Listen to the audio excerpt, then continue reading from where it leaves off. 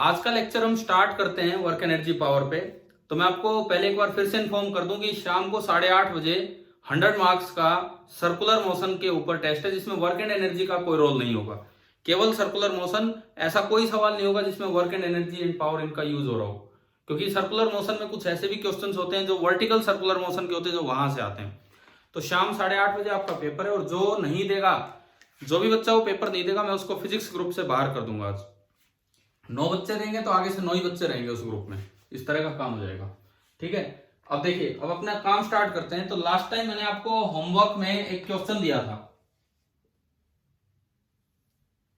हमने आपको होमवर्क में एक क्वेश्चन दिया था, आपको याद आ गया हो तो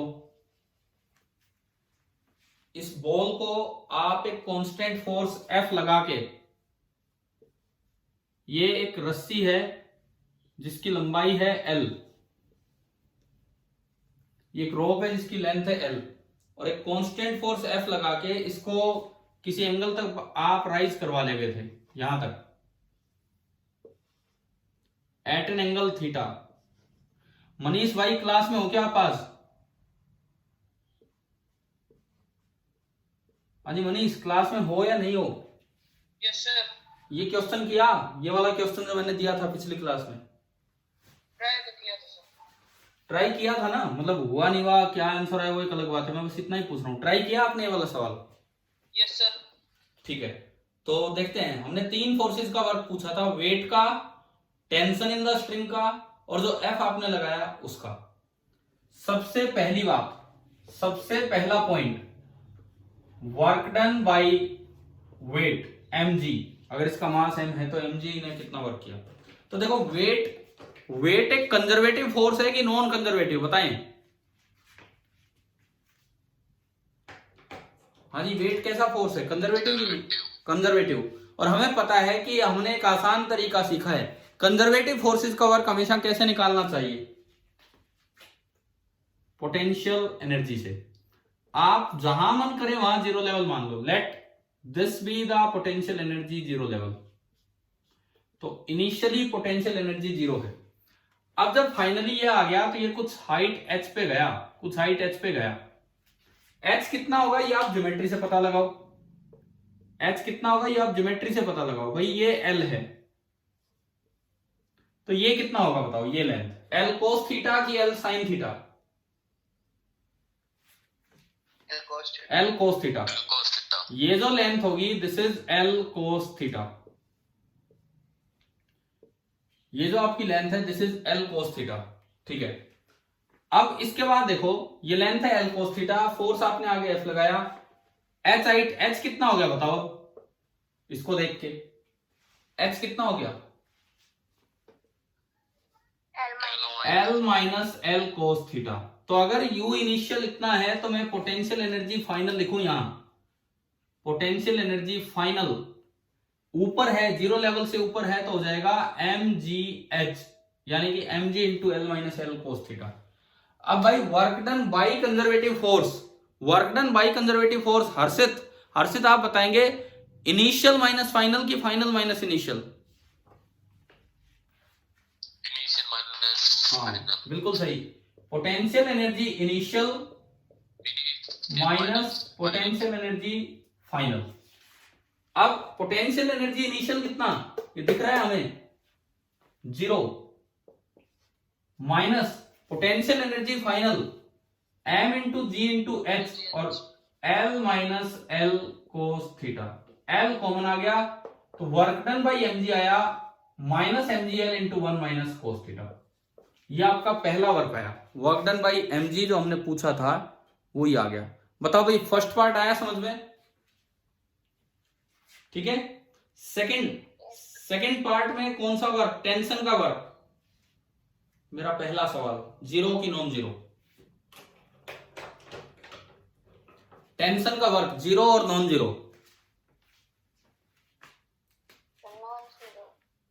देखो, किसी भी वक्त रस्सी पे टेंशन इधर लगेगी, और जो स्मॉल डिस्प्लेसमेंट होगा वो टेंजेंशियल होगा।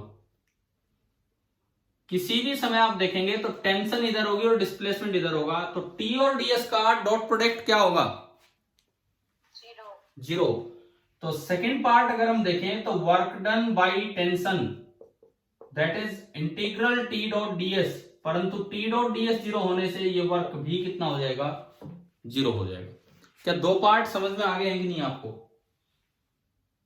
ठीक है, अब आता है तीसरा पार्ट। आप बताओ इसको स्लोली लेके गए थे या एफ कांस्टेंट दे रखा है? सवाल में क्या लिखवाया था हमने, क्योंकि ये दो सवाल बनते हैं सेम। यही क्वेश्चन एक बार आएगा कि आप स्लोली लेके गए हो, एफ इस तरह लगा रहे हो, और एक बार आता है कि आप एक कांस्टेंट फोर्स लगा के ले जा रहे हो। तो हमने कौन सा सवाल दिया था आपको करने के लिए? सर इतना ही लिखा था कि ना यार, ऐसा नहीं हो सकता। या तो फोर्स कांस्टेंट दिया होगा या बोला होगा कि बॉल को स्लोली लेके जा रहे हैं। बताओ किसी भी बच्चे ने अगर ये ट्राई किया हो ढंग से तो। देखो इससे एक और बात ये ना, हमने कभी पता लगे कि कल जब मैंने पढ़ाया बस तभी ये सवाल देखा था, और उसके बाद आज जब मैं पढ़ा रहा हूं तभी आप ये फिर दोबारा से ये सवाल देख रहे हो, बीच के समय में आपने ट्राई ही नहीं किया। तो मैं बता देता हूं, मैंने वहां क्लियरली लिखा था, जब बताया था आपको कि ये फोर्स कैसा है, कांस्टेंट। हम स्लोली नहीं लेके जा रहे थे, इस सवाल में बोला था चाहे ये तेजी से चले चाहे कैसे चले, मैं एक कांस्टेंट फोर्स लगा के, एक डायरेक्शन में कांस्टेंट फोर्स लगा के इसको लेके जा रहा हूं। अब अगर फोर्स कांस्टेंट है तो कांस्टेंट का वर्क निकालना तो यार बड़ा आसान होता है। कांस्टेंट फोर्स का वर्क कैसे निकलता है? F dot S. हाँ जी बताओ, क्लियर है ना, समझ में आ रहा है यहां तक? ठीक है, तो अब देखिए मैं ये टेंशन वाला हटाता हूं यहां से, अब मैं एफ डॉट एस पे आ रहा हूं। एफ डॉट एस पे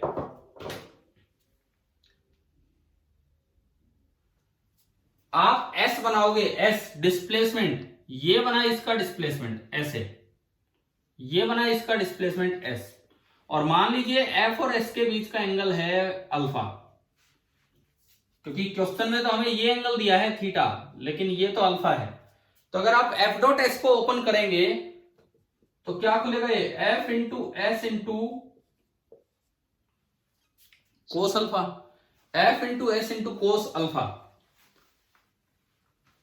अब मेरा सवाल यह है कि ना तो मुझे अल्फा पता ना एस पता, मैं तो एल और थीटा जानता हूं, तो मैं ये कहां से निकाल के लाऊं एस और कोस अल्फा की वैल्यू? जस्ट ज्योमेट्री का यूज करना और कुछ नहीं, केवल और केवल ज्योमेट्री का यूज करना है। देखो ये एंगल अगर अल्फा है तो ये एंगल भी कितना होगा? अल्फा। भाई मनीष, मैं आपसे बात करता हूं, क्या आप यहां तक पहुंच गए थे वर्क डन बाय एफ पे? किया था आखिरी पार्ट तक ट्राई? Yes sir. तो यूं बताओ, अब बता दो चलो घर से आपने कैसे किया, क्या ये कोस अल्फा और एस कहीं से निकाले हैं?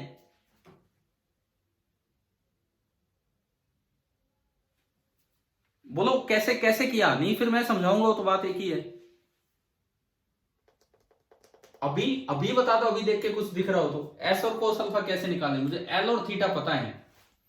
देखो आप क्या करो, आप इस लेंथ को कुछ भी एक्स मान लो, अपनी मर्जी से इस लेंथ को एक्स मान लो। ये अल्फा तो ये भी अल्फा, तो इस ट्रायंगल से बोलो कोस अल्फा इस ट्रायंगल में कितना है? इस ट्रायंगल में कोस अल्फा कितना है?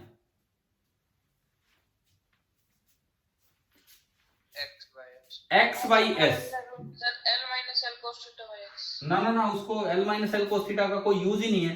Cos alpha base upon hypotenuse, base x है और ये एस है, तो F into S into x by S, और एस से एस कैंसिल, और एक्स तो मैं ऊपर वाली ट्रायंगल से लिख ही सकता हूं, एक्स तो मेरे पास है ही ऊपर वाली ट्रायंगल से। बता दो ऊपर वाली ट्रायंगल से एक्स कितना है? ये एल कोस थीटा, तो ये कितना?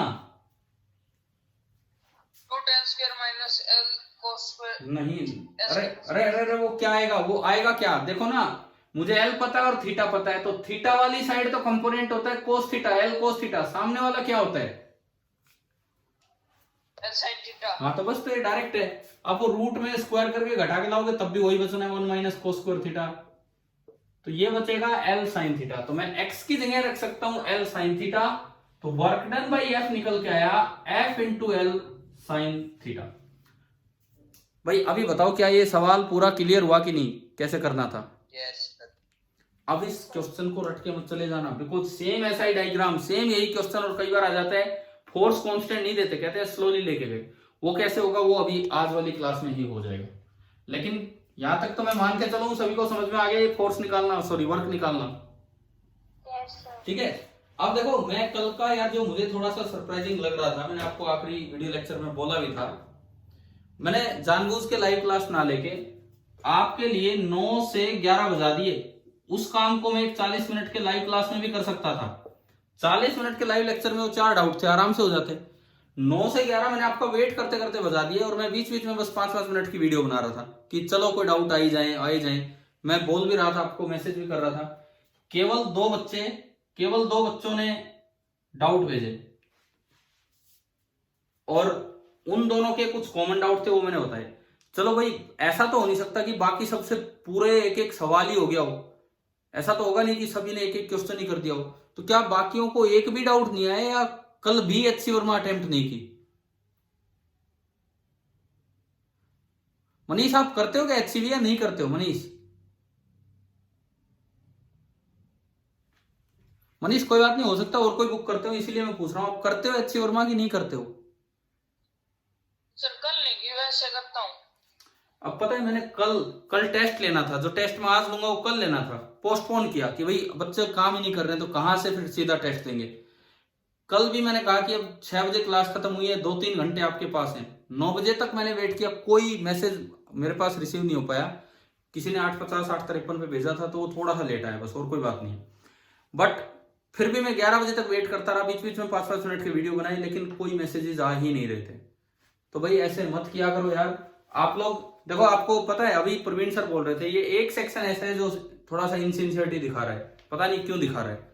और सेक्शंस में अगर बच्चे रेगुलर आ रहे हैं तो आपको भी जुड़ना चाहिए, और नहीं तो आज अगर टेस्ट नहीं दोगे तो मैं उसको आगे से या तो क्लास में अलाउ नहीं करूंगा, और ग्रुप से तो रिमूव कर ही दूंगा, या उनके पेरेंट्स से बात करेंगे फिर क्या है क्या नहीं।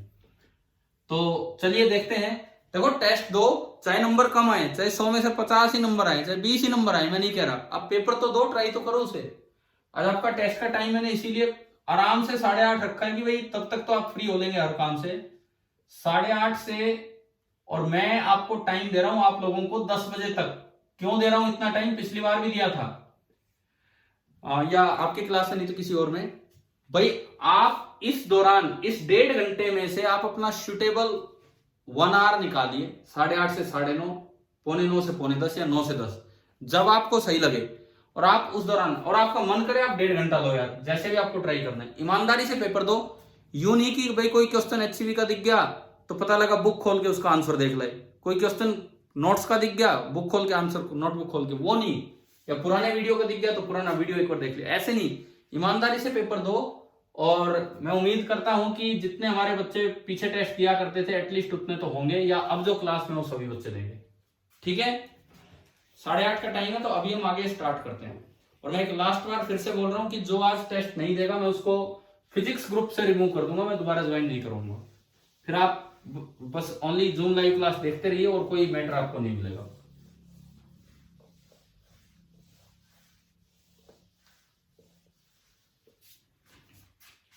अब जो अगला पार्ट हमारा आता है, हमने स्प्रिंग की काइनेटिक एनर्जी नहीं ना, स्प्रिंग की पोटेंशियल एनर्जी नहीं पढ़ी है ना कल केवल ग्रेविटेशनल पे थे, इलास्टिक वाली थोड़ी की हमने। Yes sir. तो आज हम शुरुआत करते हैं elastic potential energy. Elastic potential energy stored in a deformed spring। Deform मतलब या तो स्ट्रेच्ड या कंप्रेस्ड, या तो खिंची होगी या दबी होगी। Elastic potential energy stored in A stretched spring. पहली बात तो आप फॉर्मूला देखें, जैसे ये कोई भी एक स्प्रिंग ब्लॉक सिस्टम है, मीन स्प्रिंग है, कहीं भी अटैच है, ब्लॉक का कोई रोल नहीं है अभी। एक स्प्रिंग की होती है नेचुरल लेंथ, हमने फोर्सेस वाले चैप्टर में भी तो स्प्रिंग के बारे में काफी कुछ पढ़ा है ना पहले। इवन अगर आपको ध्यान हो, स्प्रिंग के बेस्ड वैसे क्वेश्चंस भी करवाए थे। सर्कल में एक एंड स्प्रिंग का बंधा हुआ है, कहीं से उसको रिलीज किया, रिलीज करते ही टेंजेंशियल एक्सेलरेशन 0 होता है, ना सॉरी सेंट्रीपिटल एक्सेलरेशन 0 होता है। करवाए थे ना इस टाइप के क्वेश्चंस जो थोड़ा सर्कुलर से भी रिलेटेड होते हैं। Yes sir. ठीक है, पक्की बात है। आज के टेस्ट में एक सवाल है, आज के टेस्ट में एक सवाल मैं आपको अभी बता रहा हूं, वैसा ही है, उस तरह का है कि एक सर्कुलर पार्ट होगा उसमें, जैसा मैंने करवाए हैं पहले जिस टाइप के, तो अपना रिवाइज करके रखना कि उसके एक एंड पे स्प्रिंग का एक एंड अटैच है, एक फिक्स है, और उसमें देखना फिर क्या सवाल है कैसे नहीं, वही सारी चीजें, क्योंकि उसमें सर्कुलर मोशन का पार्ट है। ये स्प्रिंग है, इसका फोर्स कांस्टेंट है K और नेचुरल लेंथ है L। अगर मैं स्प्रिंग को खींचूं तो क्या नेचुरल लेंथ बढ़ जाएगी या कम हो जाएगी या सेम रहेगी? बढ़ जाएगी सर। ना भाई ना, बिल्कुल Natural गलत, length उतनी ही होगी। बिल्कुल गलत। हाँ, नेचुरल लेंथ तो उतनी रहेगी। नेचुरल लेंथ तो कट करने पे ही चेंज हो रही है, नेचुरल लेंथ तो कट करने पे ही चेंज होगी। इसको खींचने या दबाने पे नेचुरल लेंथ चेंज नहीं होगी, वो तो एक्सटेंशन या कंप्रेशन आया होगा, है ना भाई? आ गया समझ? ठीक है, यस सर। अब फॉर्मूला सुनो। अगर आप किसी स्प्रिंग को x एक्सटेंड कर दें, अगर आप किसी स्प्रिंग को x एक्सटेंड कर दें नेचुरल लेंथ से, x आगे ले गए, या फिर आप किसी स्प्रिंग को x कंप्रेस कर दें कि इसकी लेंथ होगी है L minus x, natural length से x आप पीछे ले आए, दोनों ही केसेस में इसके अंदर एक पॉजिटिव पोटेंशियल एनर्जी स्टोर होती है जिसका फॉर्मूला होता है हाफ के एक्स स्क्वायर। इस केस में भी एक पॉजिटिव पोटेंशियल एनर्जी स्टोर होगी जिसका फॉर्मूला होगा हाफ के एक्स स्क्वायर। जैसे जीपी जब पढ़ा तो उसमें तो एक अलग सिस्टम था, जीरो लेवल। भाई ये होता है जीरो लेवल, हम जो इसमें एज्यूम करते हैं कि जब स्प्रिंग अपनी नेचुरल लेंथ में है तो उस समय को हम मानते हैं जीरो लेवल। जीरो लेवल हमारे हाथ की बात है, हम कहीं मानना चाहें वहां मान सकते हैं। तो ये जीरो लेवल है। अगर आप स्प्रिंग को एक्सटेंड करते हैं, स्प्रिंग को अगर आप एक्स आगे लेके गए हैं तो भी उसमें पॉजिटिव एनर्जी आएगी, एक्स पीछे लेके आए हैं तो भी उसमें पॉजिटिव एनर्जी आएगी, और दोनों बार फॉर्मूला क्या है? हाफ के एक्स स्क्वायर। जबकि जीपी में क्या था?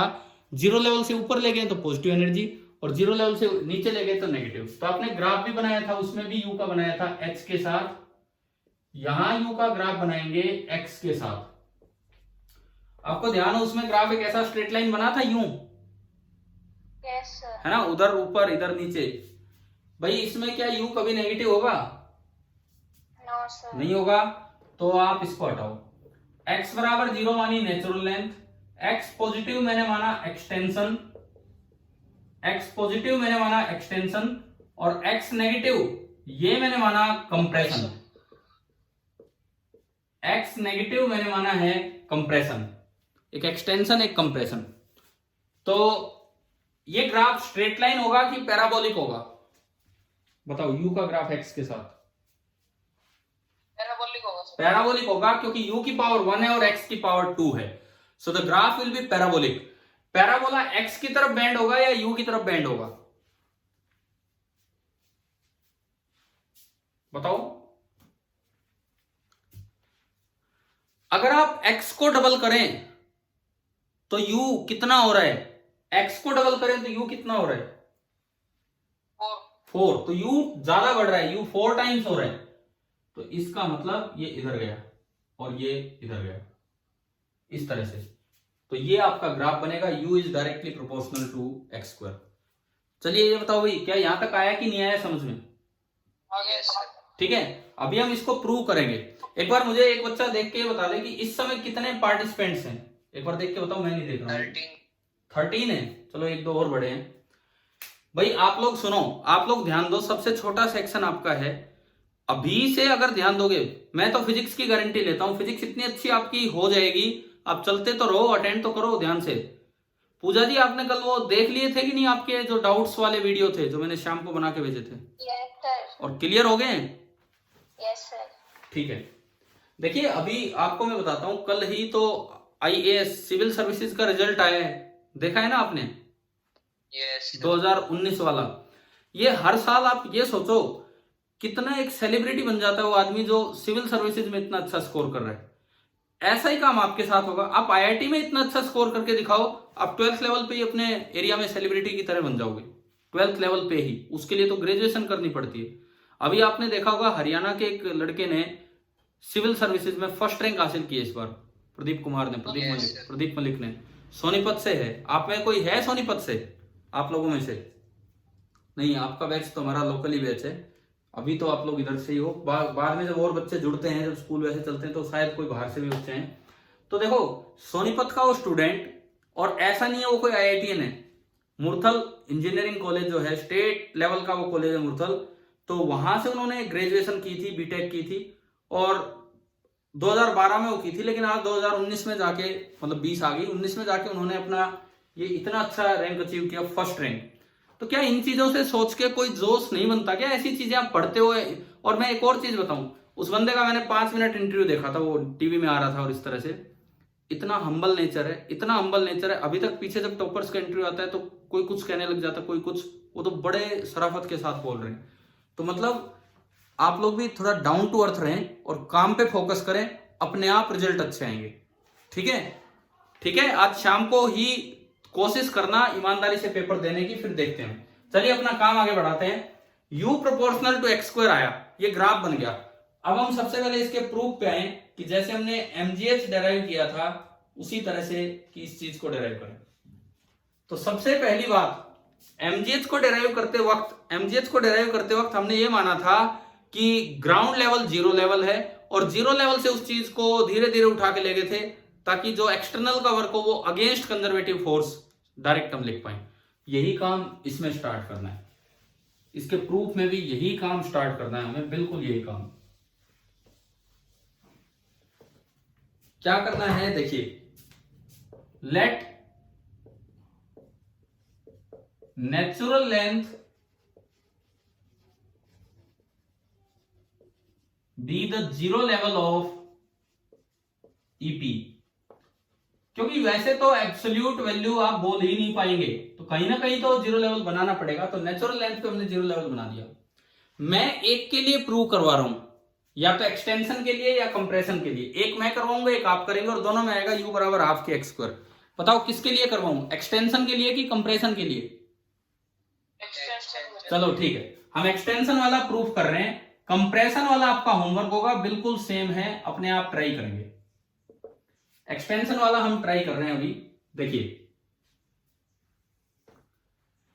ये नेचुरल लेंथ से आपने स्टार्ट किया, तो u इनिशियल हो गया 0, और मुझे इसको लेके जाना है x एक्सटेंशन तक। फाइनली जो मैं इसको लेके जाना चाहता हूं, मैं स्प्रिंग को x एक्सटेंशन तक लेके जाना चाह रहा हूं। मैं ये चाह रहा हूं कि जो टोटल लेंथ है वो बन जाए L plus x। Total length आपकी बन जाए L प्लस x, ये आप चाहते हैं। देखिए, आप कोई बीच की इंटरमीडिएट सिचुएशन बताइए। जैसे कल वो हाथ बनाया था, एक ग्राउंड लेवल से स्टार्ट किया, एक टॉप लेवल था एच हाइट पे। क्या बीच में हमने नहीं दिखाया वो हाथ कि भाई बीच का कोई पोजीशन है, वहां पे वाई हाइट पे गए, थोड़ा dy और चले, करवाया था ये? तो ऐसे ही आप इसमें भी क्या करेंगे, हमने बीच की एक पोजीशन मानी कि जब आप इसे खींच के ले जा रहे हैं, स्लोली ले जाने का फायदा ये है कि एक्सटर्नल फोर्स का जितना भी वर्क होगा, that will be directly the work done against the conservative force. है ना भाई, याद आती है ना ये बातें इस तरह की? अगर आप स्लोली लेके जा रहे हैं तो जितना आपके एक्सटर्नल फोर्स ने वर्क किया, सारा का सारा वर्क स्टोर हो जाएगा अगेंस्ट द कंजर्वेटिव फोर्स के रूप में। तो देखिए, अब तरीका सुनो। मान लो इस वक्त आप यहां से r आगे जा चुके हो। मैंने कल y बोला था, आज r बोल दिया, वेरिएबल r है। अगर मैं r की बात करूं तो ये इंटरमीडिएट सिचुएशन है, ये कोई बीच की सिचुएशन है, ना तो इनिशियल है और ना ही फाइनल है। आप बताएं r की इनिशियल वैल्यू कितनी है और r की फाइनल वैल्यू कितनी है? अगर मैं इस डायग्राम को देखता हूं तो ये आपकी फाइनल सिचुएशन है। बोलो भाई, कोई भी बच्चा बोलो, r की इनिशियल वैल्यू कितनी और r की फाइनल वैल्यू कितनी? L plus x। ना, r देखो, r हमने कहां से माना है? r यहां से नहीं माना, r कहां से माना है? इस लाइन से। तो r की इनिशियल वैल्यू कितनी है? 0। वेरिएबल ध्यान से देखा करो। और r की फाइनल वैल्यू कितनी है? x। l प्लस x नहीं होगी, ओनली x होगी। चलो जी, क्लियर है ना यहां तक तो ये सभी को? ठीक है। उसके बाद सुनिए, अब हम क्या करेंगे, इस समय इस पे कितना एक्सटर्नल फोर्स लगाना है उसका वर्क निकालेंगे। भाई स्प्रिंग अंदर खींच रही होगी, क्योंकि आपने एक्सटेंड किया है तो स्प्रिंग अंदर खींच रही होगी, और जो स्प्रिंग फोर्स होगा आपको याद होना चाहिए KX होता था वो। तो यहाँ Yes, पे sir. जो एक्सटेंशन है वो R हुआ है, तो स्प्रिंग फोर्स आपका कितना हो जाएगा, K इंटू R। ठीक है, इसके बाद थोड़ा सा डिस्प्लेसमेंट दीजिए आगे, तो आप थोड़ा आगे ले जाओगे तो ची R बढ़े या कम हो, हमें लिखना क्या होगा, लिखना क्या होता है हमें हमेशा, ये R है तो अगला क्या लिखना होगा, R प्लस DR। अब इस डायग्राम को देख के बताओ DR पॉजिटिव है कि DR नेगेटिव है, पॉजिटिव सर। पॉजिटिव। यानी कि यहां से यहां आपने जो डिस्प्लेसमेंट दिया, यहां से यहां इसको जो स्मॉल डिस्प्लेसमेंट दिया ds, उस ds के मैग्नीट्यूड को मैं सीधा dr लिख सकता हूं। अगर ये पॉजिटिव ना होता, नेगेटिव होता, तो एक माइनस आपको बाहर लगाना पड़ता, और शायद हम कई बार कर चुके अब तो ये काम, कोई नई बात नहीं है आपके लिए, है ना भाई। ठीक है, Yes, sir. अब spring force, this is the conservative force, this is the conservative force. आपको इतना ही एक्सटर्नल फोर्स लगाना पड़ेगा, क्योंकि अगर आप स्लोली लेके जाएंगे, दिस इज F एक्सटर्नल, अगर आप स्लोली लेके जाएंगे तभी आप बोल पाएंगे कि work done by external force is equal to work done against the conservative force. और मुझे जब भी पोटेंशियल एनर्जी निकालनी होती है, मुझे एक ही चीज निकालनी होती है, work done against the conservative force, और कुछ नहीं, है ना भाई, समझ में आ रहा है ये। ठीक है, तो आप बताओ, अगर आप F नेट 0 रखना चाहते हो तो F एक्सटर्नल कितना चाहिए आपको, अभी F स्प्रिंग कितना है, कंजर्वेटिव फोर्स, KR. तो आपको भी कितना लगाना पड़ेगा, KR, so that F net कितना रहे, 0. 0।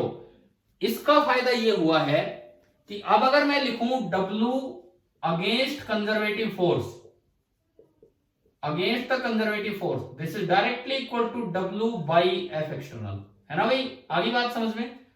क्योंकि एक्सटर्नल का जो फोर्स होगा वो निकल जाएगा वर्क उसका, और तो ये आ गया, और यही तो एनर्जी के रूप में स्टोर होता है, पोटेंशियल एनर्जी बाय डेफिनेशन। तो W एक्सटर्नल का वर्क तो होगा F एक्सटर्नल डॉट ds का इंटीग्रेशन। अब F एक्सटर्नल का मैग्नीट्यूड कितना है इस समय, KR। ds का मैग्नीट्यूड कितना है इस समय, dr। और दोनों के बीच का एंगल कितना है इस समय, 0। F एक्सटर्नल भी आ गए, ds भी आ गए, cos 0 डिग्री, और इसका इंटीग्रेशन cos 0 तो 1 होता है। कल क्या था, कल mg था, यहाँ mg कांस्टेंट था, बाहर आ गया, और इंटीग्रल dy y हो गया, और उसकी लिमिट आई 0 से h, तो वो mgh बना। आज फोर्स कांस्टेंट नहीं है, आज आपको ना एक्सटर्नल फोर्स वेरिएबल लगाना पड़ेगा, इस तरह लगाना पड़ेगा कि हर वक्त वो स्प्रिंग फोर्स को बराबर करता चले, कैंसिल करता चले।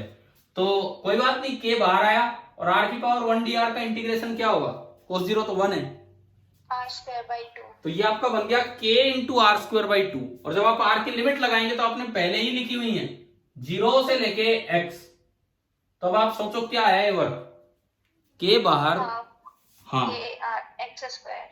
k बाहर r square by 2, k by 2 into r square, x square minus 0 square, so this is coming out to be half k x square. क्या समझ में आ गया सभी को, Yes, sir. ठीक है, this work is coming out to be half k x square, और हम बोल देंगे कि ये जो वर्क है, work done against the conservative force क्या होता है, u final minus u initial, क्या u initial minus u final, U final minus U initial. हाँ जी बिल्कुल सही। ये जो है work done against the conservative force, this is u final minus u initial, और u इनिशियल ये है, और u फाइनल u है जो आप निकालना चाह रहे हैं, तो u फाइनल की जगह तो u रखा, u इनिशियल की जगह 0, और वो बराबर है half k square x square. तो बताओ क्या प्रूफ हो गया कि नहीं, हाँ भी बोलिए। Yes. ठीक है, तो आपने स्प्रिंग फोर्स की ईपी प्रूव कर दी है, और अब आप दूसरा पार्ट इसमें कंप्रेशन वाला खुद प्रूव करेंगे, करेंगे ना अपने आप, Yes, sir. ठीक है, कंप्रेशन वाला आप खुद प्रूव करेंगे। अब चलो एक क्वेश्चन स्प्रिंग पे भी लेते हैं। विवेक है क्या वही क्लास में, Yes, sir. विवेक आपने डाउट्स अपने देख लिए थे कल, फिर Yes, sir. देख लिया. क्लियर हो गए ना वो सारे जो भी आपने भेजे थे, Yes, sir. ठीक है। तो विवेक क्या पूरी एचसीवी कर चुके हो अब इसकी सर्कुलर की, हम कर लिए सर कंप्लीट. ठीक है भाई, बहुत अच्छी बात है। तो आज टेस्ट देना ढंग से, अच्छा ही होगा आपका जब इतना ट्राई कर चुके हो। तो देखो अरे वर्क डन और एनर्जी नहीं आएगा. आज वाले टेस्ट में नहीं आएगा भाई। आज मैंने केवल सर्कुलर डाला, आपके मैसेज में भी यही डाला था, जो थोड़ी देर पहले आपके ग्रुप पे मैसेज डाला उसमें लिखा है कि no need of work and energy in this test. ठीक है, पिछला जो आपका टेस्ट हुआ था उसमें केवल सर्कुलर की काइनेमेटिक्स आई थी, इस बार वो लिमिट नहीं है, काइनेमेटिक्स डायनेमिक्स कुछ भी हो सकता है, सर्कुलर मोशन कंप्लीट आएगा और no need of work and energy. ठीक है, थोड़ा समय कम है हमारे पास क्योंकि मंडे को आपका टेस्ट ही है, अभी हमें वर्क में काफी कुछ पढ़ना है। कौन होगा सर? क्या Yes, sir. 17 होगा सर शायद। पक्का? चांसेस है सर। कैसे हैं चांसेस, मतलब आपको कैसे लग रहा है, किसने बोला ये चांसेस? सिलेबस कंप्लीट नहीं है बाकी सेक्शंस में। किस चीज का? नाइन्थ का टेस्ट था वो भी पोस्टपोन चलो हो गया। बहुत अच्छी बात है, मैं बताता हूँ 10 से वो भी पोस्टपोन हो गए। बताता हूँ अभी, क्योंकि अभी हमारा थोड़ा इसमें अभी तो हम काइनेटिक एनर्जी पे भी नहीं आए हैं, वर्क एनर्जी थ्योरम है, principle of mechanical energy conservation है, देन उन सब पे क्वेश्चन साथ साथ चलेंगे, देन वर्टिकल सर्कुलर मोशन आएगा। तो काम तो हमारा भी काफी बचा हुआ है। अगर मंडे को होगा तो थोड़ा जल्दी जल्दी करके और कम क्वेश्चंस लेके करना पड़ेगा। अगर हो जाता है 17 को तो बहुत अच्छी बात है, नहीं तो कोई बात नहीं। आप लोग वैसे भी कर दोगे यार, अच्छा ही करोगे आप, कोई दिक्कत नहीं। पिछली बार भी आपने अच्छा किया था, टाइम तो ऐसे ही चलता रहता है। अब सुनो, एक क्वेश्चन लेते हैं इस पे। ये मनीष, आज मैंने यार कई दिन में आपका रिस्पॉन्स सुना है, क्या चक्कर है? कई दिन में क्लास अटेंड किए क्या? हाँ सर। तो आपकी आवाज तो आज ही आ रही है इतने दिन में। देखिए, ये एक एम मास का ब्लॉक है और अभी ना इसको सस्पेंड नहीं कर रखा, मैंने अपने हाथ से इसको रोका हुआ है, मैंने अपने हाथ से इसको रोका हुआ है। और ये जो स्प्रिंग है, ये स्प्रिंग अपनी नेचुरल लेंथ में है और इसका स्प्रिंग कांस्टेंट है के, स्प्रिंग मासलेस है। चलो, ये सिचुएशन यहां तक समझ में आई? Yes sir. ठीक है, अब क्या किया, यहां से इसको रिलीज किया, समझ गए? मैंने हाथ हटा दिया, यहां से मैंने इसको रिलीज किया। अब आपसे मैं केवल कंजर्वेटिव फोर्सेस का वर्क पूछूंगा। फाइंड वर्क डन बाई, दो कंजर्वेटिव फोर्स इस पे लग रहे हैं। पहला है ग्रेविटेशनल फोर्स जो अर्थ ने लगाया होगा, first one is gravitational force and second one is spring force जो स्प्रिंग ने लगाया होगा। अच्छा, वर्क अगर पूछा है तो कहां तक? अब दो बातें आती हैं, ये रुके तब तक या ये इक्विलिब्रियम पोजीशन में पहुंचे तब तक। क्या दोनों का मतलब सेम है? मैं कहूं till the block comes to rest या till the block reaches the equilibrium position, क्या दोनों का मतलब सेम है या अलग अलग है? मैं इस सवाल में एक तो बोलूं till the block comes to rest और एक बोलूं till the block reaches the equilibrium position, क्या दोनों का मतलब सेम है या अलग अलग है? सर थोड़ा अलग है। हाँ, जैसे मैंने पीछे सवाल करवाया, मैंने कहा एफ कांस्टेंट है उसका मतलब अलग है, स्लोली ला रहे उसका मतलब अलग है। तो ऐसे रटना नहीं है क्वेश्चंस को। मान लो मैं आपसे पूछता हूं कि ये आपको वर्क निकालना है till the block reaches the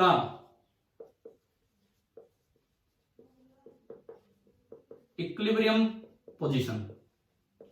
अब इसमें और रेस्ट वाली पोजीशन में डिफरेंस क्या है, पहले तो ये समझिए।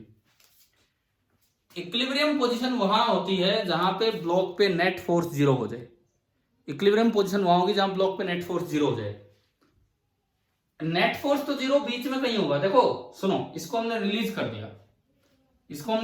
दिया, तो रिलीज करते ही इस पे कौन सा फोर्स लगा है? Only gravitational. क्या स्प्रिंग फोर्स अभी लगा है? अभी तो स्प्रिंग अपनी नेचुरल लेंथ में है।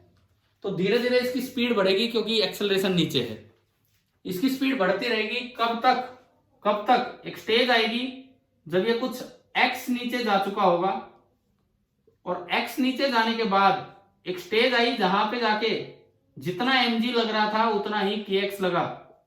तो इस वक्त f नेट कितना हो गया? जीरो। यानी कि एक्सेलरेशन जीरो हुई है लेकिन स्पीड जीरो नहीं हुई है due to inertia.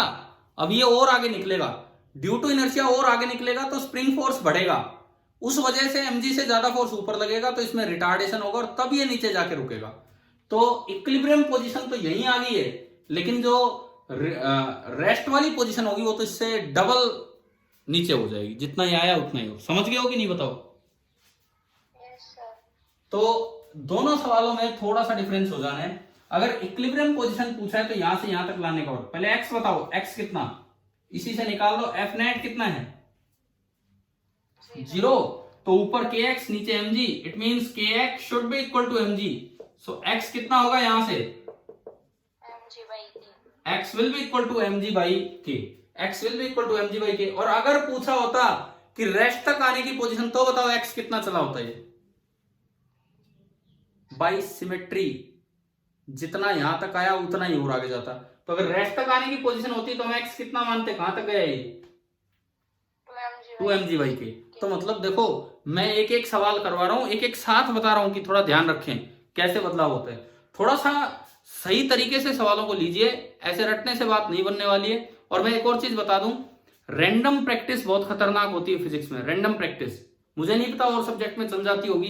Random practice का क्या मतलब है? आप बुक ले आए जिसमें 300 सवाल हैं एक चैप्टर में, बुक लेके बैठे हो, फटाफट किए जा रहे हैं, 2 सवाल कर लिए, 3 छोड़ दिए, यार उसका कोई बेनिफिट नहीं है। उससे मिसकॉन्सेप्ट ज्यादा बनते हैं बजाय कि कॉन्सेप्ट्स के। ये जो प्रैक्टिस करनी हो, ये लास्ट में जब आप कॉन्सेप्ट्स बना चुके हो तब आप थोड़ा बहुत ट्राई कर सकते हो। नहीं तो एनसीईआरटी प्लस एचसीवी, मैं एचसीवी साथ साथ करवा रहा हूँ, एनसीईआरटी आपके लिए छोड़ रहा हूँ कि आप कीजिए, डाउट आए तो पूछे। ये 2 चीजें करते रहो, प्लस अपने टेस्ट देते रहो। अभी इतना सफिशियंट है, अभी आपको कोई और नई बुक्स पे जाने की जरूरत नहीं है। इनमें अच्छे अच्छे सवाल है, इनसे कॉन्सेप्ट सीख जाओगे। ठीक है? अब जैसे मैं एक बच्चे से पूछ रहा हूँ, बोल जी आज नहीं की, तो यार ऐसे मत करो। अब मुझे तो वर्क पावर एनर्जी की भी एचसीवी करवानी है। मैं ये मान के चल रहा हूँ कि सर्कुलर के सारे डाउट्स हो गए। बच्चों ने 4-5 ही डाउट भेजे, 4 ही डाउट भेजे।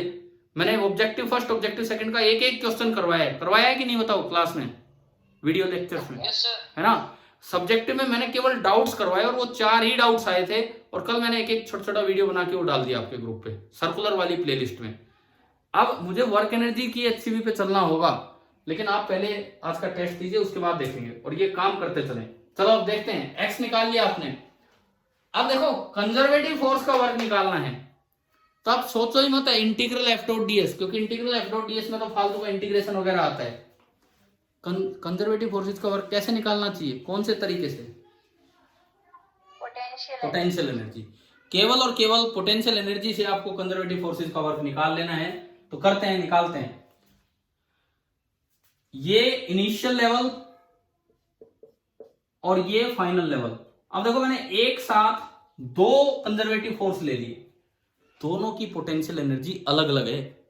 ग्रेविटेशनल फोर्स के कोरस्पोंडिंग जो एनर्जी होती है वो जीपी है, और जो इलेक्ट्रोस्टैटिक फोर्स के कोरस्पोंडिंग एनर्जी है वो आप सॉरी स्प्रिंग फोर्स के कोरस्पोंडिंग जो एनर्जी है वो है आपकी ईपीई, इलास्टिक पोटेंशियल एनर्जी। तो अगर मैं फर्स्ट पार्ट करूं, work done by gravitational force, और फिर स्प्रिंग का लेंगे, तो देखें, वर्क डन बाय एमजी। हाँ भाई, इनिशियल माइनस फाइनल की फाइनल माइनस इनिशियल, बताओ? Initial minus final. और इनिशियल कौन सी, जीपी की ईपी? जीपी। तो ये बनेगा GPE initial minus GPE final. आप किसी भी लेवल को 0 लेवल बना लो जीपी का। Let natural length be the 0 level. मैंने ये माना कि यहां पे जीपी इनिशियल और ये 0 है। तो फाइनली आप कुछ नीचे गए हैं, तो बताओ जीपी नेगेटिव होगा कि पॉजिटिव होगा? जीपीई नेगेटिव होगा कि पॉजिटिव होगा? आप 0 लेवल से नीचे चले गए तो जीपी नेगेटिव होगा कि पॉजिटिव होगा? नेगेटिव। तो जीपीई फाइनल बताओ, यहां से देख के जीपीई फाइनल इस लेवल से देख के कितना, minus M into G into आप कितना नीचे गए हैं, एक्स नीचे गए हैं। समझ गए हो? ठीक है? तो वर्क डन बाय एमजी जो आपने वैल्यूज पुट की, GP initial 0 minus GP final minus of M G X. GP initial 0, GPE final है minus of M G into X, ये है। तो ये आपका वर्क आ गया m into G into X, और x की वैल्यू आप पुट करें तो ये बन गया m² g² बाई के। आप बताओ वर्क डन बाय mg निकालना आ गया कि नहीं? Yes, sir. और अगर इस सवाल में होता कि till it comes to rest तो x की वैल्यू कितनी ले लेते? 2mg/k की। तो वर्क इससे डबल हो जाता है ना, समझ गए हो ना आप दोनों सवालों में डिफरेंस। चलिए अब सेकंड पार्ट करते हैं। सेकंड पार्ट में कौन सा वर्क निकालना है? किस फोर्स का? स्प्रिंग का। तो मैं सेकंड पार्ट पे चलूं। Second part, work done by spring force.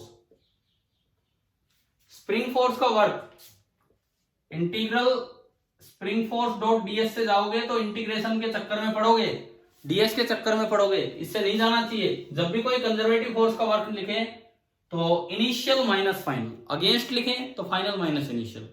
इस बार कौन सी energy? Elastic potential energy initial minus elastic potential energy final. अब देखो इनिशियली वो स्प्रिंग जहां ब्लॉक है वो स्प्रिंग अपनी नेचुरल लेंथ में है, तो नेचुरल लेंथ तो जीरो लेवल होता है, तो ईपी इनिशियल कितना हो गया? 0। अच्छा ये मत मानना कि जीपी इनिशियल 0 इसलिए ईपी इनिशियल 0 ना, ईपी इनिशियल तो इसलिए 0 है, नेचुरल लेंथ है। जीपी तो आपने माना था जबरदस्ती, आप यहां 0 मान लेते तो ये पॉजिटिव हो जाता, बात एक ही थी लेकिन आंसर सेम आता।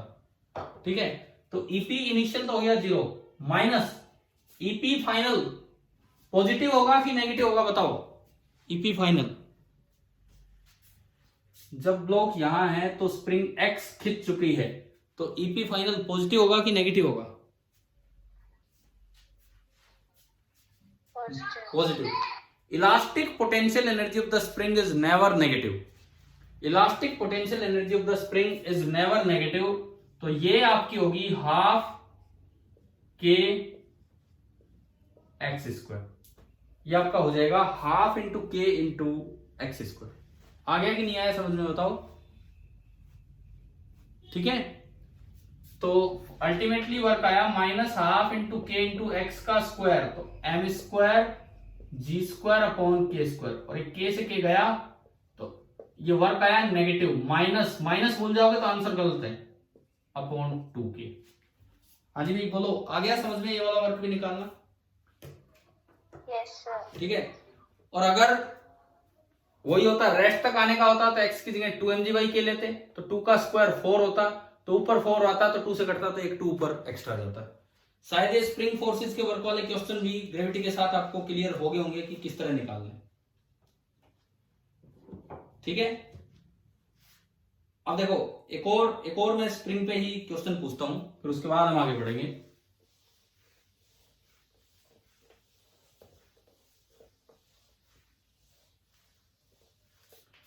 अगला सवाल, अभी कितने स्टूडेंट है बताएगा कोई? पार्टिसिपेंट्स अभी कितने हैं? 30। चलो आज तो कम से कम टिके हुए हैं अभी तक। तो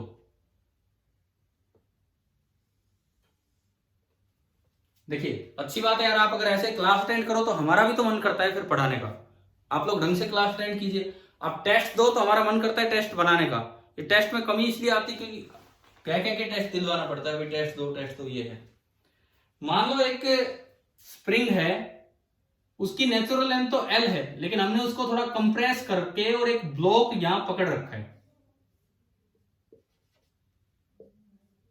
ये लेंथ इसकी है 3L/4,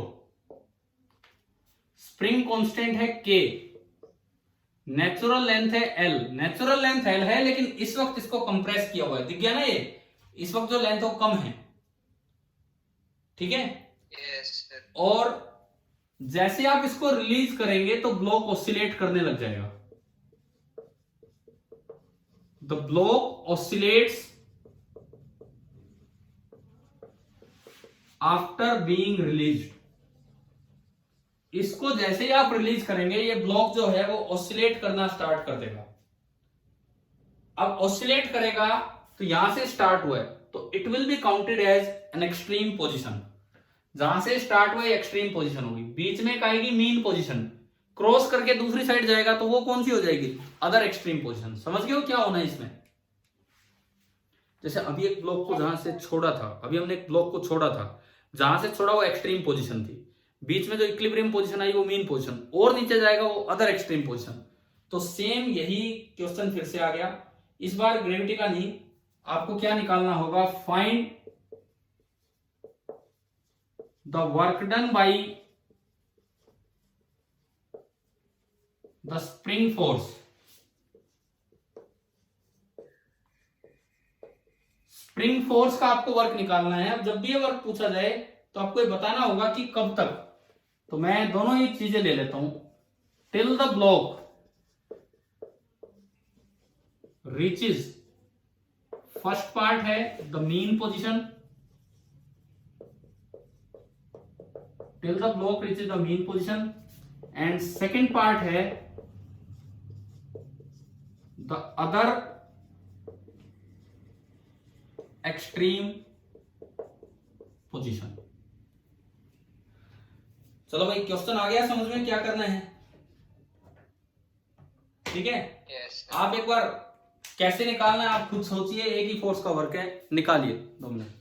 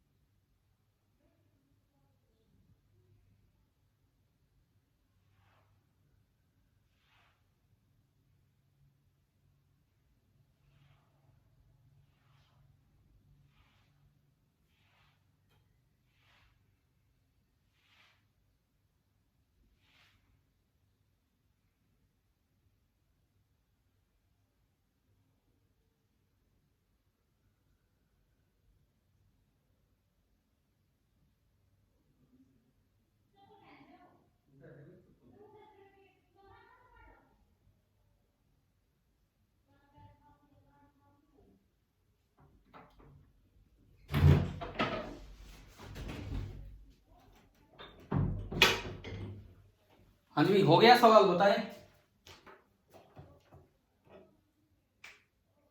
देखो, एक तो ये बताओ इस वक्त इसमें कंप्रेशन कितना है? L/4। L/4। हाँ, L माइनस 3L/4, यानी कि इस वक्त जो x है दैट इज L/4। तो U इनिशियल बताएं कि इस समय U कितना है। U initial, EP initial half K L/4 का स्क्वायर, इट मींस KL²/32। ये आपका आया KL²/32। अब फर्स्ट पार्ट करते हैं। फर्स्ट पार्ट में इसको कहां तक पहुंचाना है? Mean position. मीन पोजीशन वो हुआ करती है जहां नेट फोर्स 0। अब कोई ग्रेविटी तो है नहीं, उसको तो नॉर्मल बैलेंस कर रहे हैं। तो मीन पोजीशन तो वही हो जाएगी जहां स्प्रिंग अपनी नेचुरल लेंथ में आ जाएगी। जहां भी स्प्रिंग एल लेंथ में आ गई वो बन गई इसकी मीन पोजीशन। और अगर स्प्रिंग नेचुरल लेंथ में आ गई तो यू फाइनल कितना हो जाएगा? 0। अब फर्स्ट पार्ट का आंसर वर्क डन अगेंस्ट नहीं पूछा, बाई पूछा है। Work done by conservative force क्या होता है? इनिशियल माइनस फाइनल की final minus initial? Initial minus final. तो KL²/32 माइनस 0। तो आंसर आ गया KL²/32। फर्स्ट पार्ट भाई सही निकाला था कि नहीं आपने, बताओ। हाँ जी, आप लोगों ने ट्राई किया होगा, मैंने दिए थे 2 मिनट आपको। क्या किया था फर्स्ट पार्ट में? क्या ये आया था कि नहीं ये आंसर आपका? No sir. चलो, क्या कहां पे गलती कर दी थी? ठीक है, छोड़ो। आप सेकंड पार्ट कर दो। सेकंड पार्ट बाई सिमेट्री, कोई फ्रिक्शन फ्रिक्शन दे नहीं रखा, तो बाई सिमेट्री जितना इधर से ब्लॉक स्टार्ट हुआ है इतना ही उधर जाएगा। तो जितना पहले कंप्रेशन था L/4 उतना ही अदर एक्सट्रीम पोजीशन पे एक्सटेंशन होगा। तो अगली बार यू फाइनल क्या बनेगा सेकंड पार्ट के लिए? फर्स्ट पार्ट के लिए तो यू फाइनल ही हो गया, सेकंड पार्ट के लिए यू फाइनल क्या बनेगा बताओ? KL²/30। अगेन सेम बनेगा, क्योंकि आप L/4 आगे चले जाओगे तो चाहे एक्सटेंशन हो या कंप्रेशन हो, यू तो वही आना है, पॉजिटिव आना है, हाफ K L/4 का स्क्वायर। तो यू फाइनल फिर दोबारा से KL²/32। अब बताओ work done by conservative force कितना होगा? -KL²/32। स्क्वायर बाई ना जी, ना ना ना, बिल्कुल नहीं। इधर सुनो, यू इनिशियल कितना है, जहां से स्टार्ट हुआ है, यहां से थोड़ी स्टार्ट हुआ है, रिलीज किया वहां से स्टार्ट हुआ है, वहां से यहां तक पहुंचने का वर्क और वहां से यहां तक पहुंचने का वर्क। तो यू इनिशियल कितना है, KL square by 32। You final कितना है जहां आप पहुंच गए हैं, KL square by KL square by 32। तो वर्क डन इस बार सेकंड पार्ट में कितना आ गया, 0। 0। चलो अब बताओ, ये सभी को समझ में आ गया कि नहीं? कोई डाउट है किसी बच्चे को? बोलिए, यस सर। बोलो क्या डाउट है? सर ये मेन पोजीशन पे आके इसको इनिशियल नहीं लेंगे क्या? क्यों? इसने क्या बोला है, दो पार्ट है सवाल में। बोला है the block oscillates after being release, यहां से इसको रिलीज किया तो यहां से स्टार्ट हुआ। अब आपको वर्क डन निकालना है। फर्स्ट पार्ट में कहता है till the block reaches the mean position. पहले पार्ट में बोलता है कि भाई रिलीज कर दिया यहां से लेके, और जब तक वो मीन पोजीशन पे आए तब तक का वर्क नहीं। दूसरे बात में कहता है, दूसरे पार्ट में टिल द ब्लॉक, आप छोड़ो ना इसको, बीच में से हटाओ सेकंड पार्ट के लिए। Second part of the question कहता है till the block reaches the extreme position, other extreme position. तो अब ये पूरा सवाल पढ़ के देखो अब क्या बन गया, कि यहां से इसको रिलीज किया, अदर एक्सट्रीम पोजीशन तक पहुंचने में कितना वर्क करेगा। तो दो अलग अलग पार्ट हो गए ना, आ गया कि नहीं है ना? तो अब यू कोई चेंज होगा ही नहीं, तो ये सीधा 0 आ गया। भाई क्या एक भी बच्चे ने कोई भी पार्ट सही नहीं किया था क्या? बताओ एक सेकंड, या किसी ने किए थे सही?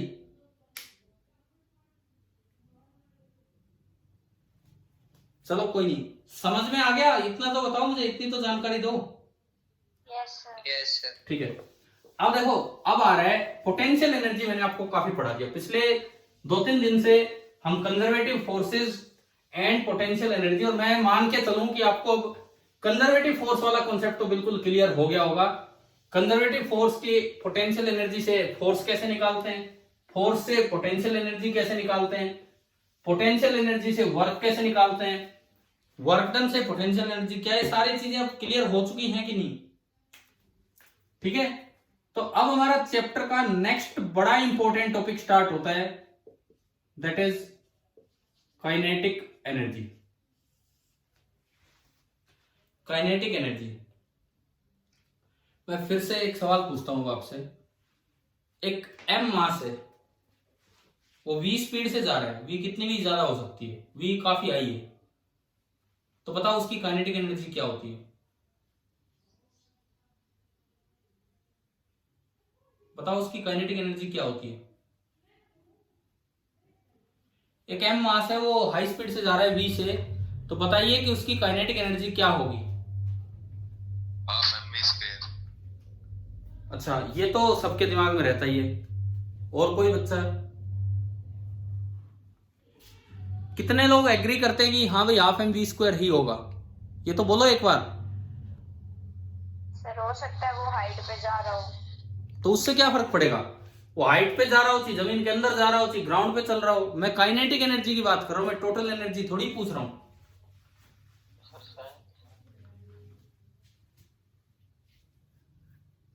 हाँ जी मनीष, आपकी आवाज आनी बंद होगी, आप हो कि नहीं हो अभी क्लास में?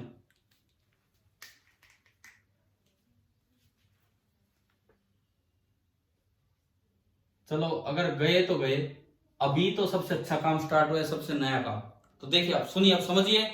आप काइनेटिक एनर्जी पहली बार उसके मतलब क्या काइनेटिक एनर्जी होती है, असल में उसकी रियल तरीका क्या है, उसको आप पहली बार पढ़ रहे होंगे, क्योंकि हाफ mv² तो एक रटा रटाया तरीका जब 9वीं में रट लेते हैं। पहली बात, इसकी डेफिनेशन क्या होती है? तो it is the energy of a particle. आज की क्लास का बेस्ट पार्ट अब स्टार्ट हुआ है, या आखिरी आधे घंटे जो चलेगा। It is the energy of a particle over and above it's energy at rest. एक पार्टिकल जब रेस्ट पे था तो उसके पास जो एनर्जी है, उसके बाद इसके चलने की वजह से या कैसे करके इसके पास और कितनी एक्स्ट्रा एनर्जी आ गई, कि भाई अगर ये यहां रेस्ट पे होता, सपोज हाइट पे भी है, तो रेस्ट पे होता तो mgh एनर्जी थी उसके पास, वो छोड़ो आप, रेस्ट पे होने के बाद उसके चलने की वजह से कितनी एनर्जी आई है, रेस्ट पे होने के बाद उससे ऊपर कितनी एनर्जी है, उसे हम बोलते हैं काइनेटिक एनर्जी। तो अभी मैं काइनेटिक एनर्जी ढंग से डिफाइन करता हूं। इसके लिए आपको ना इस चीज का आइडिया होना चाहिए कि speed of light in vacuum कितनी है।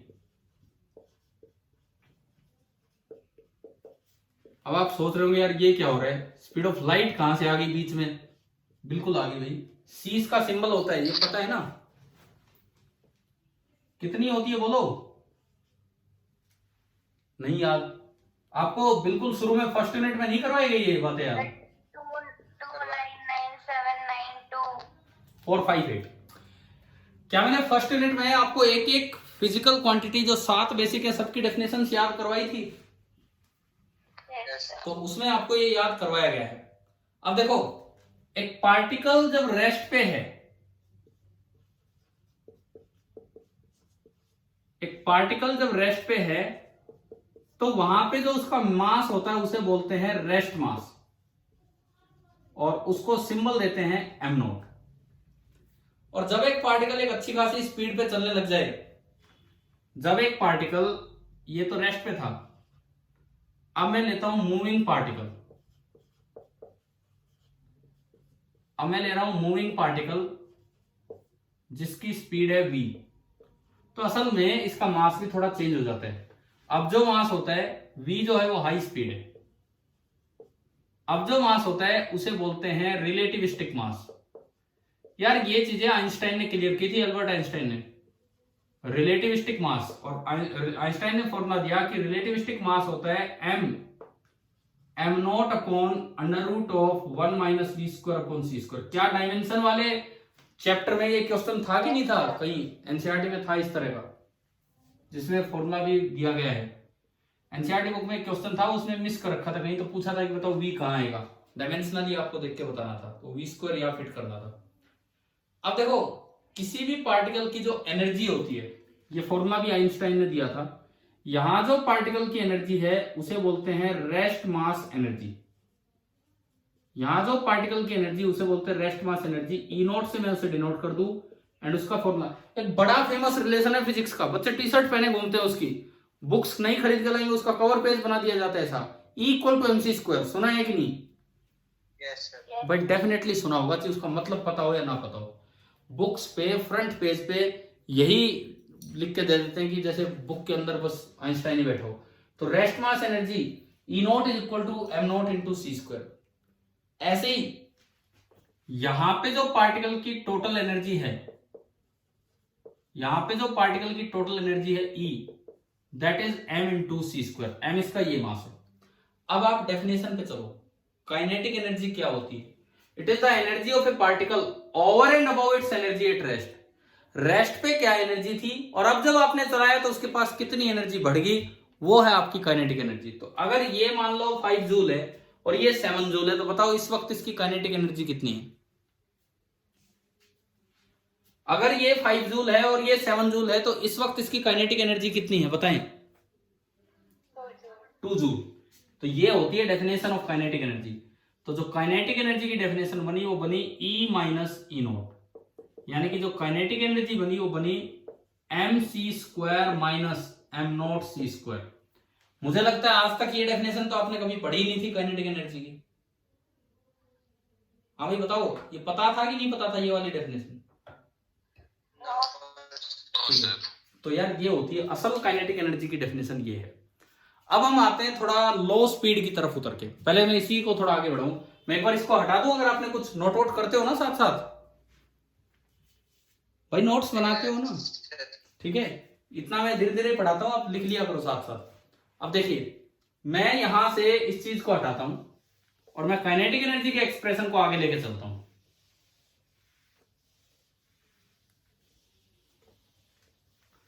तो जो काइनेटिक एनर्जी बनी, काइनेटिक एनर्जी मैं इसीलिए कह रहा था कि this is the best part of today's lecture, क्योंकि पीछे जो बातें हैं वो अक्सर बच्चे पढ़ भी लेते हैं कहीं ना कहीं से, या पढ़ी हुई होती हैं या मिल ही जाएंगे आराम से। काइनेटिक एनर्जी सीधी बुक स्टार्ट कर देती है हाफ एम वी स्क्वायर से। तो थोड़ी असल जानकारी होनी चाहिए कि क्या है। तो E माइनस ई नॉट, तो m इंटू सी square minus M naught into सी स्क्वायर। और अभी मैंने आइंस्टाइन फॉर्मूला से m लिखा था, आइंस्टाइन के फॉर्मूला से m लिखा था। m आपको ध्यान होगा अभी अभी लिखा था मैंने, M naught upon under root of 1 minus we square upon C square और इंटू सी square minus M naught into सी स्क्वायर। अब देखिए दोनों में से मैं एम नॉट सी स्क्वायर कॉमन ले सकता हूं। Yes sir. तो भाई अभी देखना आप काइनेटिक एनर्जी क्या बन रही है। एम नॉट इंटू सी स्क्वायर आपने लिया कॉमन, फर्स्ट टर्म क्या बची 1 upon under root 1 minus v square upon 1 upon under root 1 minus we square by C square, उसको मैं लिख सकता हूं 1 minus we square by C square की पावर माइनस हाफ। बताओ समझ में आया भाई? अंडर रूट होता है पावर हाफ और उसको मैं ऊपर ले गया तो माइनस हाफ। और सेकेंड टर्म क्या बचेगी 1। सेकेंड टर्म आपकी बची ओनली एंड ओनली 1। ठीक है, अब हम बात करते हैं for small speed, for normal speed, जो आप और हम जिस स्पीड से चलते हैं या गाड़ियां जिस स्पीड से चलती है। स्मॉल स्पीड का मतलब है कि v बहुत छोटा है as compare to the speed of light. v बहुत ही छोटा है as compare to the speed of light. तो इसके लिए आप देखो, इसके लिए हम देखते हैं अगर v बहुत छोटा होगा c से तो v बाई सी 1 से बहुत छोटा हो गया, और अगर कोई 1 से बहुत छोटी चीज है तो उसका स्क्वायर तो और भी छोटा हो जाएगा। 0.1 का स्क्वायर 0.01 होता है, तो ये तो और भी छोटा हो गया ना। आया कि नहीं आया समझ में? ठीक है, तो हम ये जानते हैं binomial expansion 1 plus x raised power n is nearly equal to 1 plus n x for Yes, sir. Mod x very much smaller than 1। पढ़ा है ना कभी हमने मैथमेटिकल टूल्स में? तो आपने ये अप्लाई किया तो 1 minus we square by C square की पावर माइनस हाफ क्या होगा बताओ? क्या होगा? ये n मल्टीप्लाई हो जाएगा तो माइनस हाफ आके मल्टीप्लाई हुआ तो माइनस माइनस प्लस हो गया, तो ये बन गया 1 plus v square upon 2 c square. आया कि नहीं आया समझ? आ गया। ठीक है, ये उठा के यहां पुट कर दो, ये उठा के यहां पुट कर दो, मिटा दूं मैं इसी में दिखा दूं आपको। तो अगर मैं स्मॉल स्पीड वाला केस लेता हूं, आप तो अपनी कॉपी में लिखते हो तो अलग स्टेप बनाइए, मैं तो इसी में लिख रहा हूं।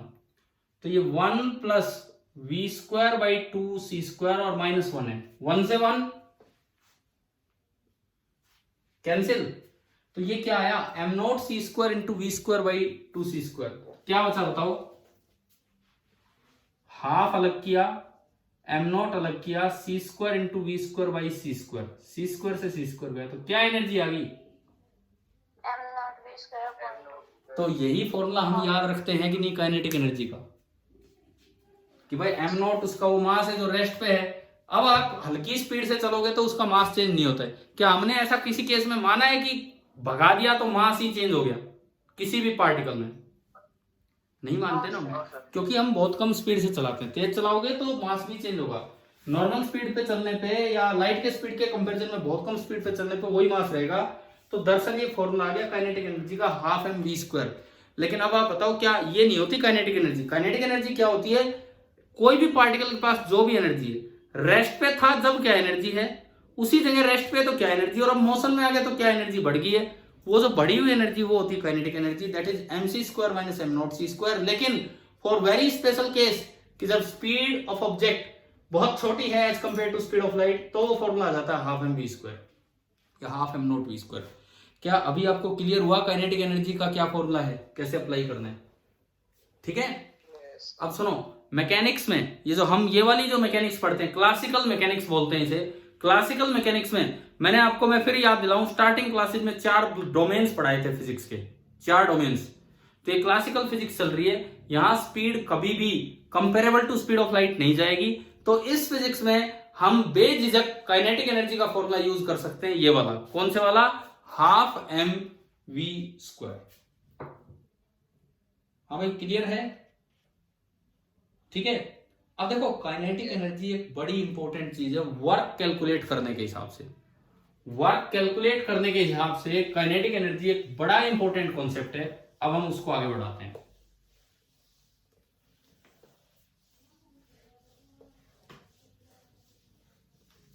और अब जो हम पढ़ रहे होंगे is the very basic principle, even Newton's law से भी ज्यादा बेसिक है, क्योंकि न्यूटन्स लॉ में भी कभी कभार मॉडिफिकेशन करनी पड़ती है। अगर नॉन इनर्शियल फ्रेम आ जाए तो क्या न्यूटन लॉ फेल नहीं हो गया था वहां? हुआ था ना? Yes, और आपको शूडो फोर्स लगाने पड़े थे, तब जाके आप वो करेक्ट कर पाए थे। लेकिन ये ऐसी थ्योरम है जो हमेशा वैलिड रहेगी।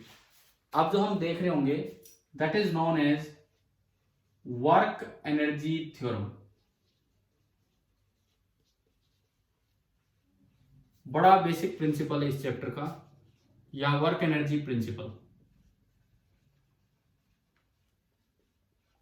वर्क एनर्जी थ्योरम या फिर वर्क एनर्जी प्रिंसिपल, मैं 3 पार्ट्स में ये पढ़ाता हूं आपको, 3 पार्ट्स में। सबसे पहला पार्ट हम ये ले रहे हैं कि a single force is acting on a particle. एक ही पार्टिकल है, कोई सिस्टम नहीं है, एक ही पार्टिकल और उस पर एक ही फोर्स लग रहा है, एक सिंगल फोर्स, कोई भी फोर्स F लग रहा है एक पार्टिकल पे। तो वर्क एनर्जी थ्योरम ये कहती है कि work done bye F on that particle is directly equal to change in kinetic energy of the particle। ये वर्क एनर्जी थ्योरम का पहला रूप है कि अगर एक सिंगल पार्टिकल है और उस पे एक ही फोर्स लग रहा हो, तो work done that by force is directly given by the change in kinetic energy of the particle, means के फाइनल माइनस के इनिशियल। और हम क्लासिकल मैकेनिक्स पढ़ रहे होते हैं, तो के फाइनल माइनस के इनिशियल को आप लिख सकते हैं हाफ एम वी फाइनल का square minus half m v initial का स्क्वायर। देखो, जितना इंपॉर्टेंट पार्ट कंजर्वेटिव फोर्स और पोटेंशियल एनर्जी का था, अब उतना ही इंपॉर्टेंट पार्ट आता है कि अगर और कोई भी फोर्स आ जाए, कैसा भी फोर्स आ जाए, कंजर्वेटिव हो चाहे नॉन कंजर्वेटिव हो, in terms of kinetic energy आप डायरेक्ट उसका वर्क लिख पाएंगे। अगर पोटेंशियल एनर्जी का यूज करना था तो वो तो यूज तभी होता जब वो कंजर्वेटिव फोर्स होता, लेकिन अगर आप काइनेटिक एनर्जी का यूज करना चाह रहे हैं तो वो तो हमेशा यूज होगा। एक सिंगल फोर्स लग रहा है तो उसका वर्क आप डायरेक्ट बोल सकते हैं change in kinetic energy of the particle. अभी मैं इसको यूज करवाऊंगा, लेकिन पहले हम देखें कि ये कैसे आया होगा। एक बार समझ में आ गया क्या है ये रूल? हाँ भाई बोलो, ये क्या है, ये फॉर्मूला, ये समझ में आया? तो देखो, चलो मैं एक बार ना इसका प्रूफ करवाने से पहले आपको ये यूज करना ही बता देता हूं कि कैसे यूज करना है। जैसे,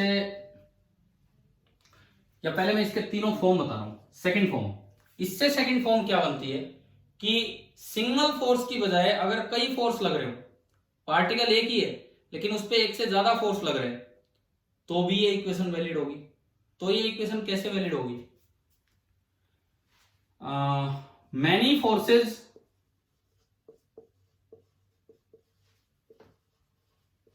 are acting on a particle. तो इसमें सुनो, इसकी क्या इक्वेशन बनती है? Work done by F resultant, चाहे तो ये निकाल लो, रिजल्टेंट फोर्स देख के उसका वर्क निकाल लो। This is same as sum of work done bye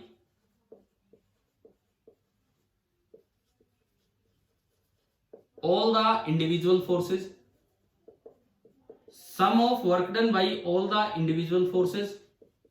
चाहे तो आप रिजल्टेंट पहले फोर्सेस का रिजल्टेंट निकाल के उसका वर्क निकाल दो, या अलग अलग वर्क फोर्सेस का वर्क निकाल के सबका सम कर दो। This is again given by the change in kinetic energy of the particle. Change in kinetic energy of the particle means के फाइनल माइनस के इनिशियल। क्या सेकंड पार्ट समझ में आया? इस थ्योरम का सेकंड पार्ट क्या कहता है? अगर एक पार्टिकल पे एक ही फोर्स लग रहा था तो केवल उसका वर्क डायरेक्टली आएगा change in kinetic energy of the particle. हमें मतलब ही नहीं कि वो फोर्स कंजर्वेटिव था कि नॉन कंजर्वेटिव। दूसरी स्टेटमेंट क्या कहती है कि अगर एक पार्टिकल पे एक से ज्यादा फोर्स लग रहे हैं तो चाहे तो आप पहले रिजल्टेंट फोर्स निकाल के उसका वर्क ले लो, चाहे हर एक इंडिविजुअल फोर्स का वर्क निकाल के उनका सम कर लो। जो टोटल सम आएगा this will be equal to again the change in kinetic energy of the particle K final minus K initial. Proof से पहले मैं आपको एक क्वेश्चन में अप्लाई करके दिखाऊंगा ताकि ये समझ में आए, फिर हम इसका प्रूफ करेंगे। हाँ भाई बताओ, 2 बातें आ गई हैं समझ में? 2 पॉइंट? अरे बोलिए बोलिए, कोई है भी कि नहीं अभी क्लास में? Yes, sir. ठीक है, हम इसको अप्लाई करेंगे अभी ध्यान से। अब हम बढ़ेंगे सिस्टम ऑफ पार्टिकल्स की तरफ। अगर एक से ज्यादा पार्टिकल है, एक से ज्यादा पार्टिकल है, तो हम इसकी इक्वेशन क्या बनाएं? देखो, तीसरी स्टेटमेंट बनती है sum of work done by all the forces. अब आपको रिजल्टेंट नहीं लेना है, ये ध्यान देना आप, एक बड़ी इंपॉर्टेंट बात मैं बता रहा हूं। अगर सिंगल पार्टिकल है तो चाहे आप अलग अलग फोर्स का वर्क निकालो और चाहे रिजल्टेंट फोर्स का वर्क निकालो, इनका सम और ये सेम आएगा। लेकिन अगर सिस्टम ऑफ पार्टिकल है तो उसमें गड़बड़ हो जाएगी। ध्यान से सुनना, अक्सर नहीं पता होता बच्चों को इतनी इतनी बातें, बोले बस ठीक है एक ही बात है। इसमें ध्यान देना, अगर सिस्टम ऑफ पार्टिकल्स हैं, रिजल्टेंट फोर्स का वर्क निकालोगे कुछ आएगा, और इंडिविजुअल सारे फोर्सेस के वर्क का सम करोगे तो कुछ और आएगा। कारण कि सिस्टम ऑफ पार्टिकल में इंटरनल फोर्सेस भी होते हैं। अब जरूरी नहीं कि इंटरनल फोर्सेस का वर्क कैंसिल आउट हो, लेकिन जब रिजल्टेंट फोर्स निकालते हैं तो इंटरनल फोर्स हमेशा सिस्टम के कैंसिल आउट होते हैं। क्या ये पॉइंट आ रहा है समझ में मैं क्या बोल रहा हूं? ठीक है, तो sum of work done by all the individual forces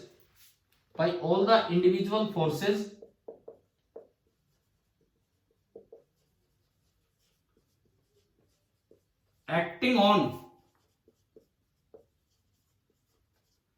a system of particles,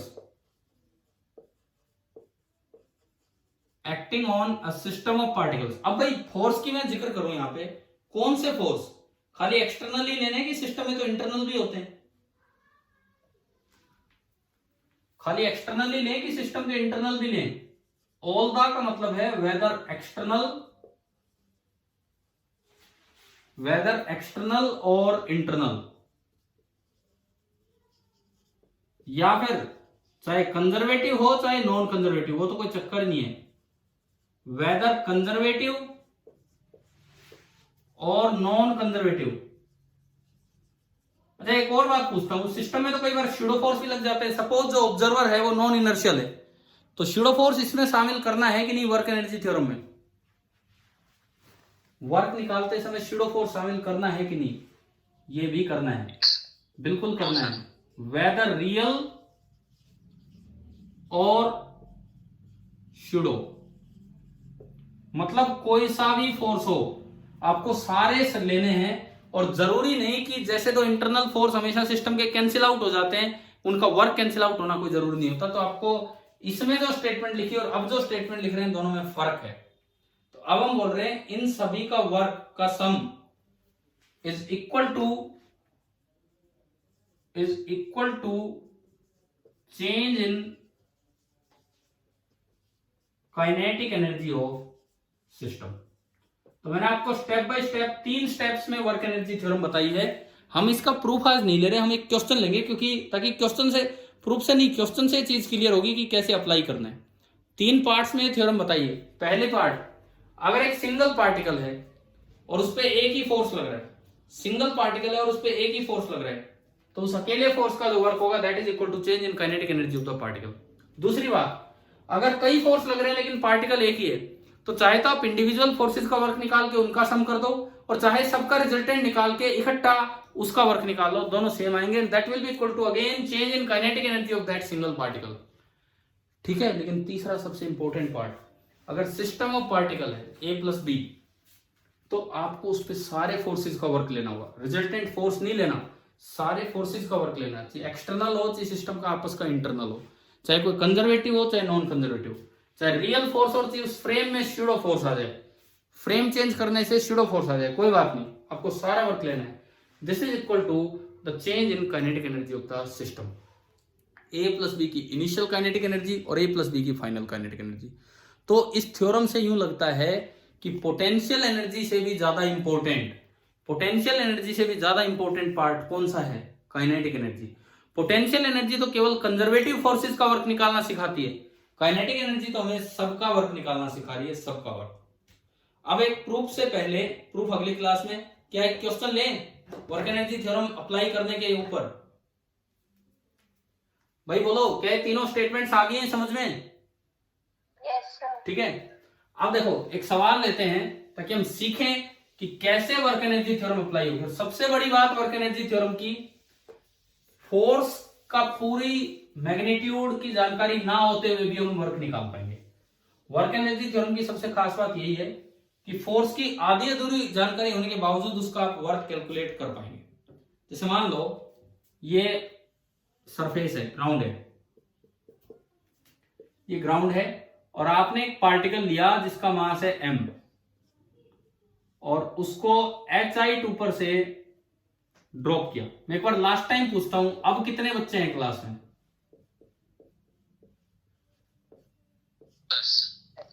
10 मतलब 3 गए। नहीं जाना चाहिए था, क्योंकि आप चैप्टर में जो असली मैटर आता है वहां भाग जाते हैं बच्चे। यार कोई भी मूवी चलती है, शुरू से ज्यादा क्लाइमैक्स तो लास्ट में ही आता है। तो आज भी काइनेटिक एनर्जी वाला पार्ट ज्यादा इंपॉर्टेंट था। जो 10 बच्चे रुके हैं या जो 9 बच्चे रुके हैं या 8 जो भी रुके हैं, ध्यान से अब इस क्वेश्चन को करने की कोशिश करना।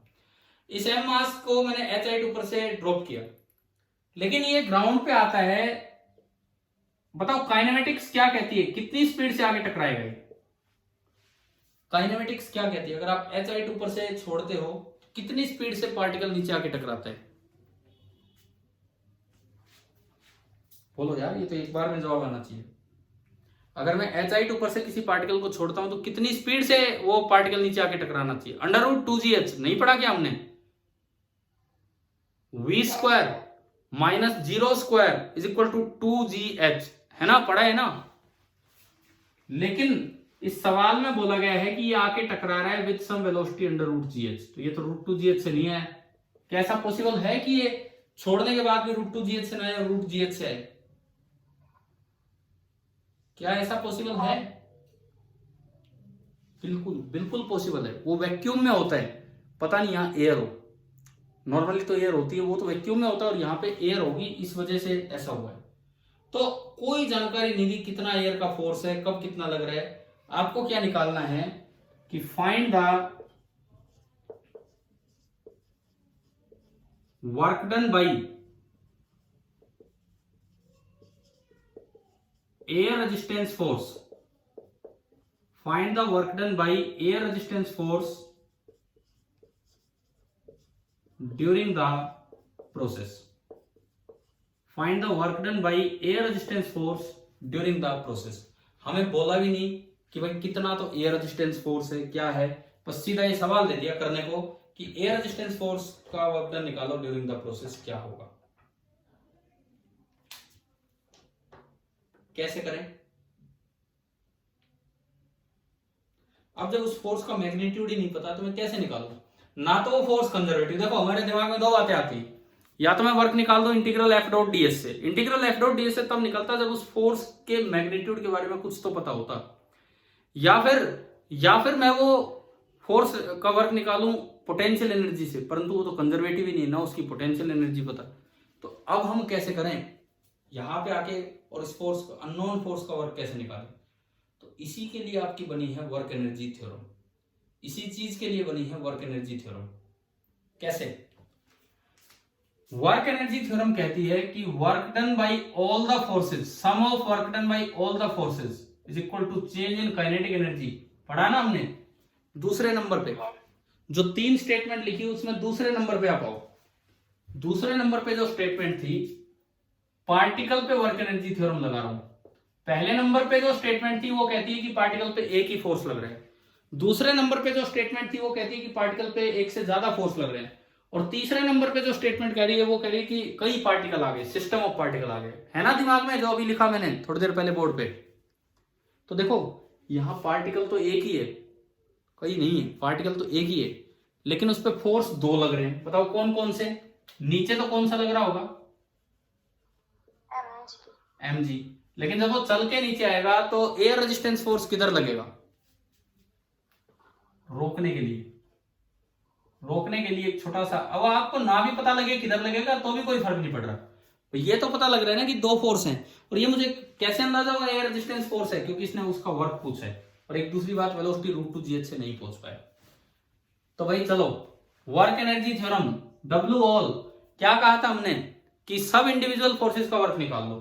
W ऑल का मतलब है work done by mg plus work done by air, जो आपको निकालना ही है क्वेश्चन में, is equal to kinetic energy final of the particle minus kinetic energy initial of the particle. Chapter का बेस्ट पार्ट ये है, पोटेंशियल एनर्जी की अपनी लिमिटेशन है, वो केवल कंजर्वेटिव फोर्स का वर्क दे सकती है, किसी भी फोर्स का वर्क दे सकती है, बिना फोर्स जाने वर्क देगी। ये कैसा फोर्स है, कंजर्वेटिव है कि नहीं mg? Yes sir. तो कंजर्वेटिव का वर्क निकालना तो हमने सीख रखा अपने तरीके से। कैसे निकालते थे हम कंजर्वेटिव का वर्क? इनिशियल माइनस हाँ, इस जीरो लेवल को ग्राउंड लेवल बोल दो, जीरो लेवल है। फाइनली ये यहां आया तो जीपी फाइनल कितना? 0। जब ये शुरू में यहां है तो जीपी इनिशियल कितना? बोलो। हाफ के स्क्वायर। ओहो, कौन सी स्प्रिंग है यहाँ? ये क्या बोल दिया? हाफ के एक्स स्क्वायर। कौन सी स्प्रिंग है यहाँ? जीपी की हम बात कर रहे हैं, ग्रेविटेशनल पोटेंशियल एनर्जी। और कोई बच्चा बोले भाई, कोई भी बोलो, कितनी होगी? एच आई ऊपर अगर मास है तो कितनी एनर्जी होगी? mgh। तो work done by gravity initial minus final की final minus initial? Initial minus final. तो इनिशियल mgh माइनस फाइनल 0, तो ये कितना आया? पहला आ गया। दूसरा आपको निकालना है, इस इक्वेशन से निकलेगा। काइनेटिक एनर्जी फाइनल कितनी है according to the question? Half into m into v का स्क्वायर। वी का स्क्वायर करेंगे तो gh बनेगा।